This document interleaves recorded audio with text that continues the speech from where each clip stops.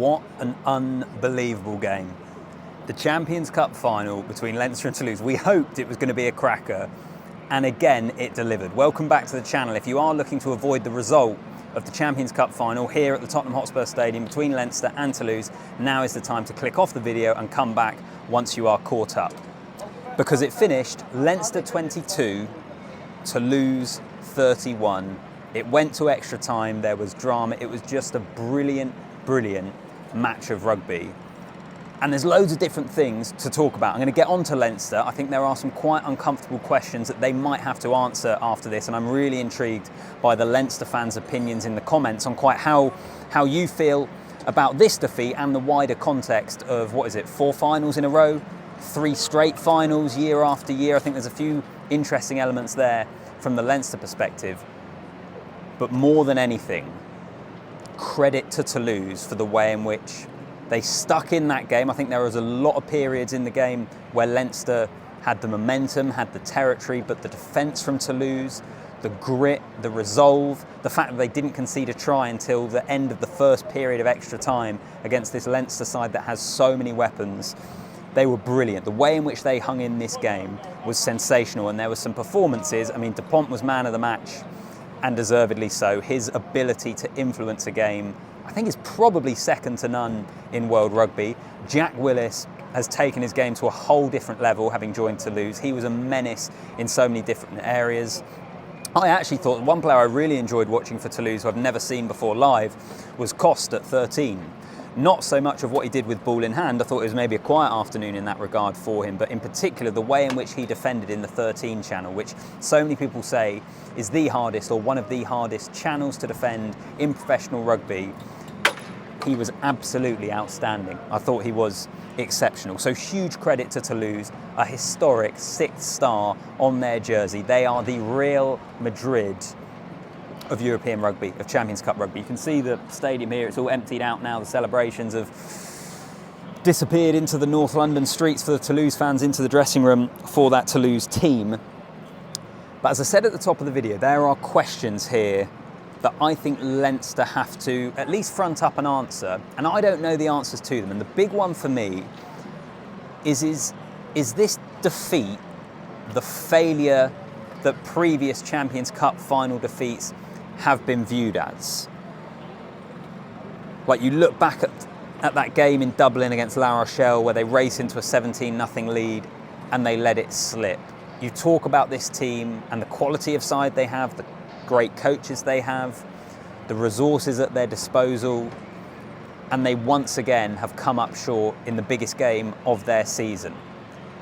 And you might view that as harsh. I think it's a question that is absolutely worth asking. As I say, I'm not quite sure where I am on the answer to that question, because I think they are different to other teams. They don't get solely judged on 80 minutes or whatever we had today, 100 minutes of rugby and a one-off. But the number of defeats in finals they have now had, the fact that there, I think, were moments in this game that they will look back on that they maybe let slip. So was it a failure for Leinster? Do they view it that way, or do you just view it as they came up short again against sensational opposition in Toulouse? And I suppose a second part to that question is, was this Leinster losing just to a top quality French side, or was there some sort of mental fragility there? That's something that gets levelled at this Leinster team. Yes, they've got a star-studded side, they get themselves to finals, they win games against loads of teams in the URC, but then they come up short in these biggest matches. Is it down to some sort of mental fragility? And could that be the case today? As I say, I think there were periods of that game where they had their opportunities and didn't take them. And that is maybe one of the elements of this game. I thought Toulouse took their opportunities. And one thing I wrote down in my notes was big moments. There were so many big moments that in a tight game like this, you're looking back on and you're thinking, that could be huge. Like Lebel, for example, it was the corner just down here from where I was watching. In the regulation, when he didn't pass back inside, he went for the corner. Great covering tackle from Lama, pushed him into touch. I was looking at that and thinking, if Toulouse don't win this game, that is a moment that they will look back on, because he should have scored. But there were quite a few different moments like that, and I suppose a big one is the James Lowe yellow card. Now, I didn't think it was a yellow card. I also didn't think, or I certainly thought that the Richie Arnold red card, you could potentially argue enough mitigation there to bring it down to a yellow card. So there are these contentious moments throughout the game. What you will say off the back of the James Lowe yellow card is the way in which Toulouse capitalised on that. 10 points, that ended up being the game. I know Van der Fleer scored that try, which made it close again. But it was just those sorts of moments, and I suppose those big moments, that was sort of thing that I felt like Toulouse played those moments better, ultimately. And a really good example of that is actually the start of the second half of extra time, the second period of 10 minutes. Van der Fleer had just scored the try at the end of the first period, which got Leinster back to within touching distance. This place was absolutely bouncing. There was loads of Leinster fans, as you would probably expect. I reckon it was about 80-20 in terms of Leinster fans to Toulouse. And you felt like Toulouse, with a man down, were going to be under all sorts of pressure. But just the way they marshalled the game, the way in which they were able to get a couple of penalties at the breakdown, which they did a number of times in key areas, was vital. And it was those big moments that they got on the better side of. And we've got to mention as well the Frawley drop goal at the end of regulation.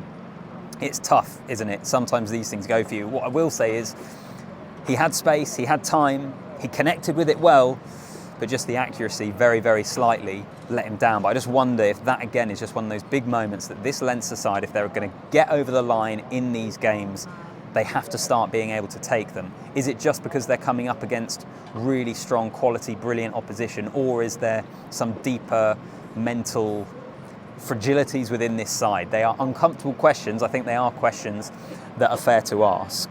But I will start to leave it there. As I say, these are kind of my thoughts of, well, not quite immediately after the full-time whistle. I wanted to wait until this place had quietened down a little bit. But my thoughts at full-time